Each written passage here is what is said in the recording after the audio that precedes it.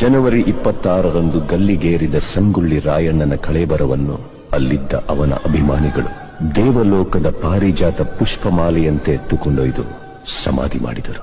ಫಕೀರನ ವೇಷದಲ್ಲಿದ್ದ ರಾಯಣ್ಣನ ಆಪ್ತ ಸ್ನೇಹಿತ ಬಿಚ್ಚುಗತ್ತಿ ಚೆನ್ನಬಸ್ಸು ಆ ಸಮಾಧಿ ಮೇಲೆ ಆಲದ ಸಸಿ ನೆಟ್ಟು ನೀರಾಕಿ ಬೆಳೆಸಿ ಅಲ್ಲೇ ವಾಸಿಸುತ್ತಾ ಇಹಲೋಕ ತ್ಯಜಿಸಿದ.